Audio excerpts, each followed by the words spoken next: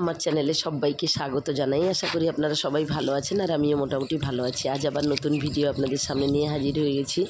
তো আমি সকালবেলা ঘুম থেকে উঠে কাজ সেরে যখন দেখি উট, তো উট না এই উট কিন্তু আমি মরুভূমিতে গিয়ে দেখিনি, আমার বাড়ির সামনেই উট চলে এসছে।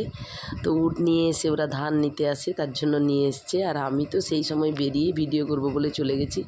আর কেমন ঢং করছি, খুব ভয় করছিল। আমাকে লোকটা বলছিল এই যে উটের দড়িটা ধরে দাঁড়াতে, আমার তো ভীষণ ভয় করছিল, তাই আমি ধরিনি। আর ওই যে দাঁড়িয়ে আছে ও আমার ভাসুর হয়। এই যে ধান নিয়ে ওরা আবার চলে গেল।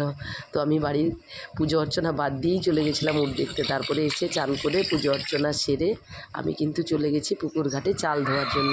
তো এত চাল মানে আমাদের বাড়িতে কিন্তু অনুষ্ঠান নয়, কেন কি এই যে মুড়ির চাল, তো মুড়ির চাল সারা বছরে আমরা নুন মাখিয়ে, জল দিয়ে নুন মাখিয়ে রোদে শুকনো করে আমাদের বাড়ির এইদিকে রাখা হয়। তো সেই জন্য আমি এখন আমাদের বাড়িতে প্রায় প্রতিদিনই 4-5 দিন হলো এই কাজটাই চলছে। তো সকালবেলা প্রথম কাজ হচ্ছে পুজো অর্চনা সেরে ওই মুড়ির চালে নুন মাখানো। তো এই চালগুলো নুন মাখিয়ে রেখে দিয়ে আমরা সারা বছর ধরে মুড়ি ভেজে খাই। আর আমরা এদিকে খেয়ে নিয়েছিলাম। খাওয়ার পরে আমার ছেলের সঙ্গে কিছুটা সময় আমি কাটাচ্ছি। হাজার কাজের মাঝখানেও ছেলের সঙ্গে একটু বসে গল্প করতে, আড্ডা দিতে বেশ ভালো লাগে। ছেলেকে একটু কলা খাইয়ে দিচ্ছিলাম। তো আমার ছেলে আর আমি দুজনে মিলে ছবি তুলছি, ভালো লাগছে। আর তারপরে বেশিক্ষণ বসতে পারিনি, আবার রান্না শুরু করে দিয়েছি, কেন প্রচণ্ড গরমে বেলা হলে অনেক গরম উঠবে, তাই আমি রান্না বসিয়ে দিচ্ছি। এই যে এঁচোড়ের তরকারি হচ্ছে আর এদিকে মাছ ভেজে নিচ্ছি। তো একে সব তরকারি রান্না বান্না করে আবার এইদিকে থালি সাজিয়ে ফেলছি। তো আজকের এই যে থালি সাজিয়ে নিয়েছি আমি, থালি সাজানো হয়ে গেলেই আমাদের খাওয়া দাওয়ার পর্ব শুরু হয়ে যাবে। এই যে এদিকে খাচ্ছি আমি, আর বসে বসে খাচ্ছি। আর আমার মেয়েকে বলছি অন্য একটা ভিডিও করছি, তো সেই ভিডিওটা সে করে দিচ্ছে।